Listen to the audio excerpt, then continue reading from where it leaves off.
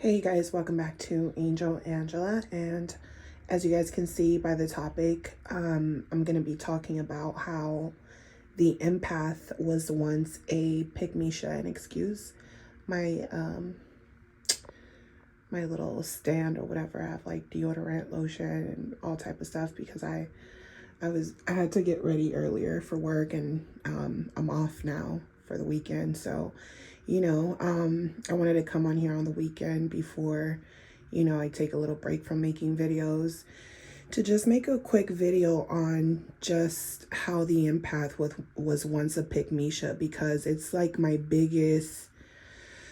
it's my biggest regret in my life, literally, because that's what led me to the narcissist, and it led me to losing my value, even though I still have value to me, because what gives you value as a person is your authenticity and your personality and your knowledge, your mind, your wisdom, how much information you have, how much you can communicate with other people, other species, right? Other animals out here. And find different types of understandings from everyone's point of view, to not be so angry, to let go, to be just vigilant of what's coming for you before it comes for you, or while it's happening, how to have value for yourself, to remove yourself from certain situations. So, I can admit that I was a pick-me-sha. Like, I was a pick-me-sha, and I don't mean it in a sense where I was just going around flirting with every man, wanting every man to love me, because when you're with the narcissist, you're loyal to them, but you're in front of somebody who does not see any value in you, just because the simple fact that they were able to get in your mind so quickly. They didn't have to do so much chasing. They could sell you a dream. The narcissist tests you in many different ways. They're like, oh, you believe lies. If someone was to lie in your face, you're going to believe it. You're going to believe anything and everything people say, even if it's because you're going to think this person doesn't have anything to lie to me about, or what they're lying to me about, or why would they lie about that? Like the smallest shit, right? You're overlooking so many different red flags in people, and the narcissist sees everything as a game. So every conversation, every question that someone asks you and you answer, or you're giving information freely, the narcissist looks at that as weakness, because you don't know that they're a predator. So to them, it's like, you're easy prey. I don't even have to hunt you, you're basically sacrificing yourself for me. So why shouldn't I take advantage of you? Why shouldn't I? Because you don't even know yourself. You haven't put a price tag on who you are as a person. And if you were to put a price tag on yourself, you would be priceless. You would have so much value to yourself, right? I'm going to commercials, you guys. I'll be right back. But for real though, so, one of the things that led me to being a pick-me-sha was that I grew up, with my grandmother. I had my mother who lived next door. My siblings and everyone lived next door, but I would go to my grandmother's house next door, and then I just eventually stayed there. I didn't want to go back home because my grandmother would teach me little things. Like, I would grab a notebook, and I would, like, as a kid, I would grab a notebook because I wanted to write so bad, right? I would see her write letters or checks, and I would think, like, her writing is so pretty, her cursive is so pretty. So I would start grabbing notebooks and start doing little swirlies all over the, I'm not even writing any letters, but I wanted to learn. And I was neglected when it came to like learning and stuff, because my mother, you know, she's not from this country, so she couldn't really help me with school and stuff like that. I had to really learn English at school, and a lot of times my grandmother would give me these notebooks, and she would laugh because she's thinking this little girl wants to learn, right? So she tells me, if you want to write, this is what you're going to do. So she grabs the Bible, and she tells me to write. She would give me different chapters of each apostle to write, and I would write chapters, and I had notebooks on notebooks on notebooks, right?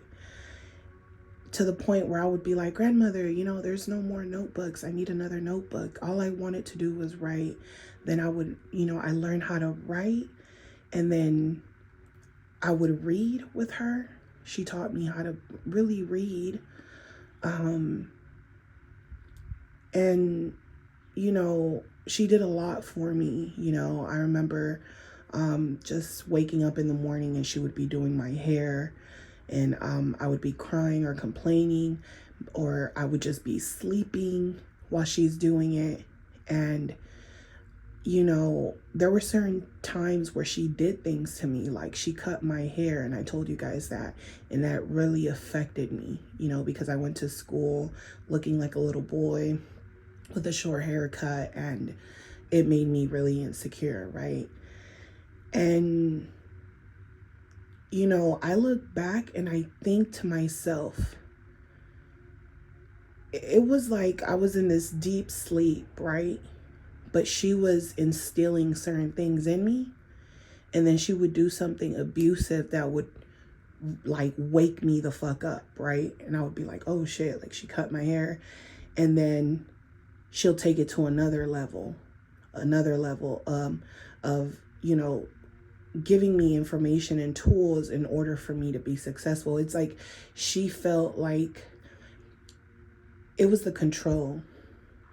When I wanted to start doing my own thing, or just hang out with friends, or just listen to music, I wasn't allowed to do those things. I was used as a tool also, you know, because she was into church, and she was known in the Catholic community to the point where she even got certificates and stuff from the Pope. And a lot of people can't touch certain people in high places, but she was donating a lot of money.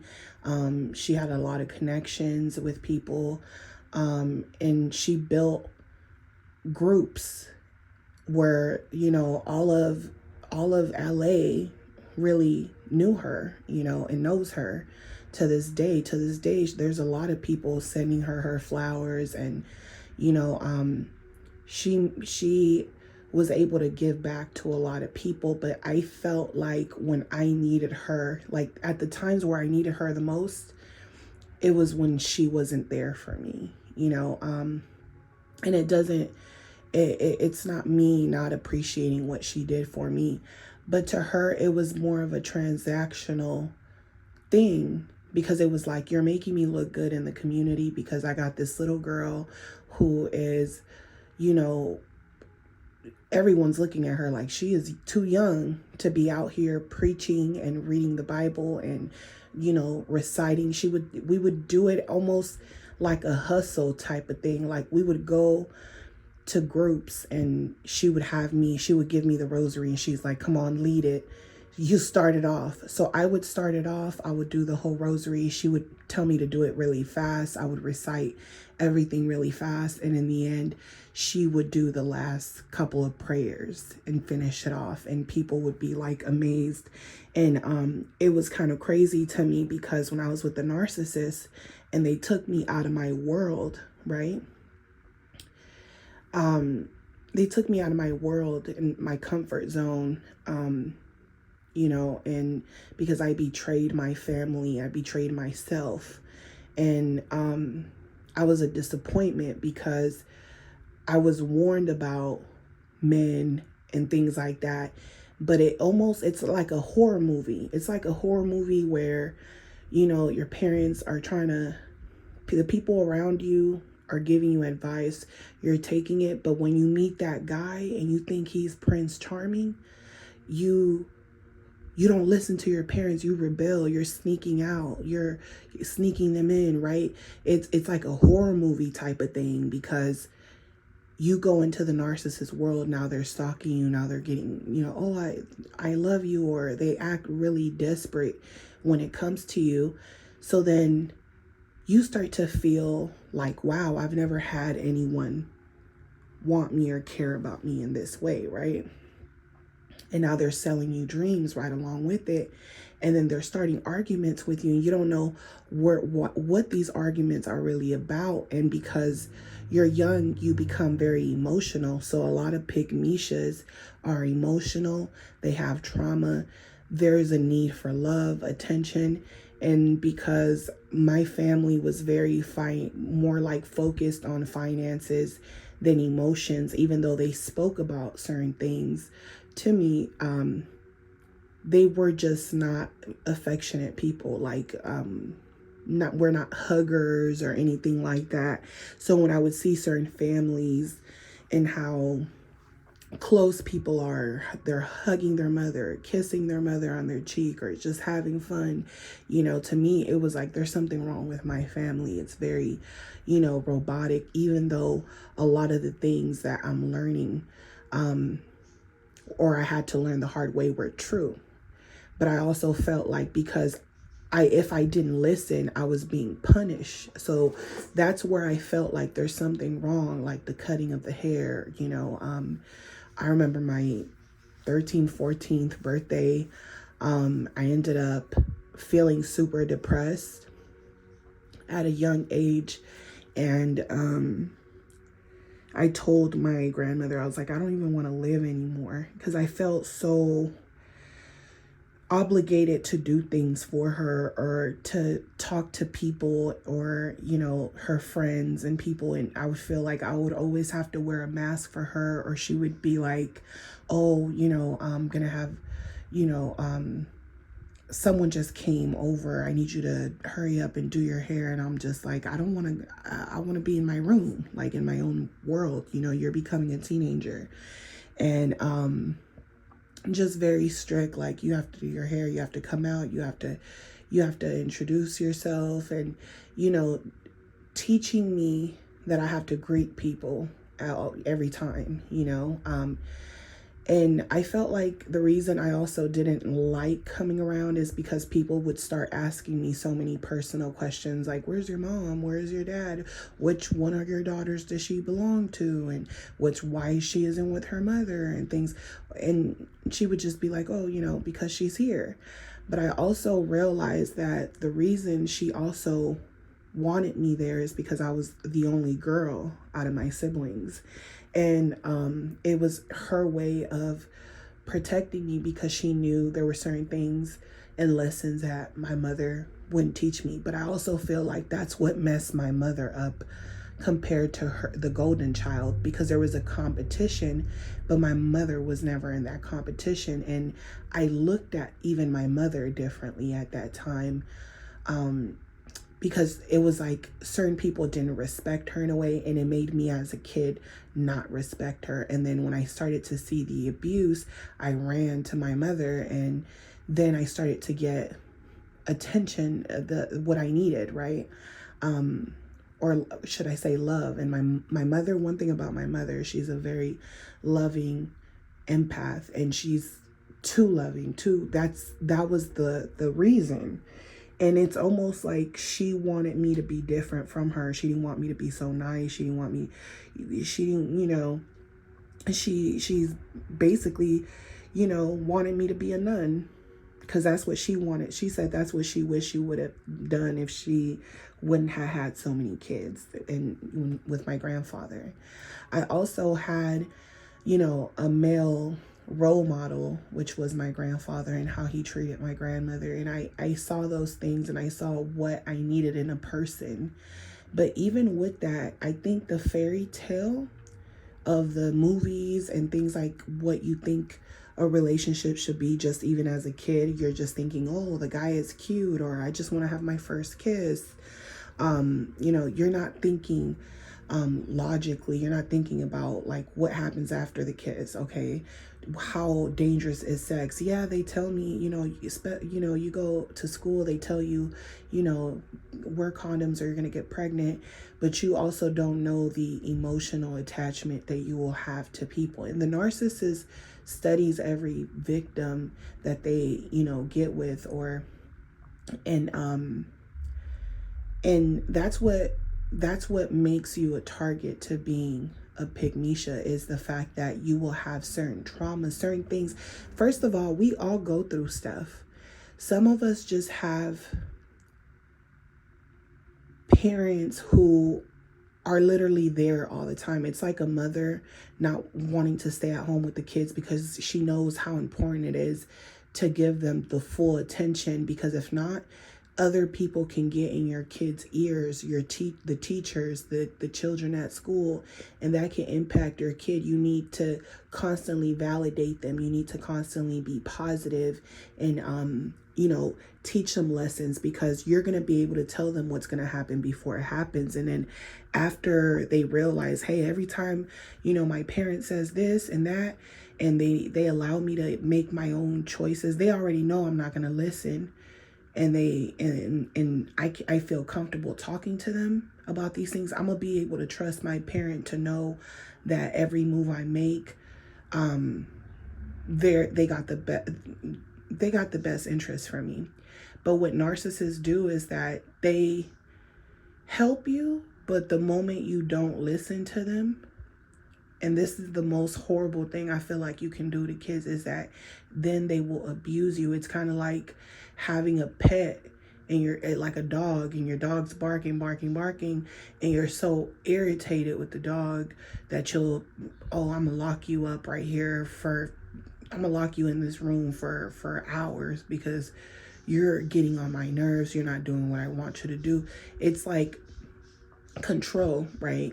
But you almost feel like it's inhumane, because it's like they're trying to train you just like a pet, and it could be emotional. Not all kids are the same. That's why certain empaths get treated as the black sheep, and then the golden child will get treated better, because they see, even when it comes to relationships, the empath, when it comes to relationships, you'll drift off. You're like, pick me, because you want that newness. You probably don't have experience in relationships. So most PICKMEESHAs will be young.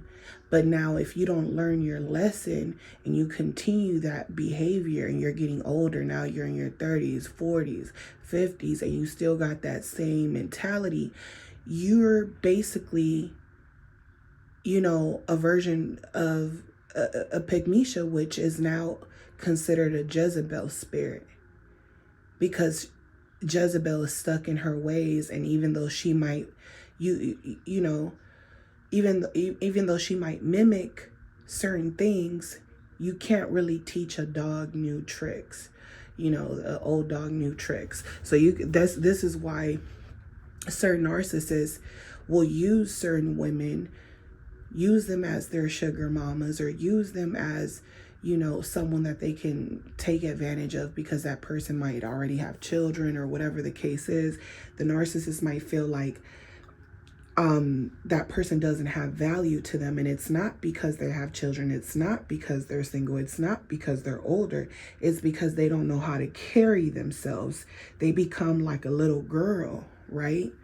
And that, to the narcissist, is PICKMEESHA. It's all it took for me to do is give you a couple of drinks, and now you're acting like a child, and I'm able to control you. I'm able to ask you for things, and all you want is to be picked. You just want to be right under me,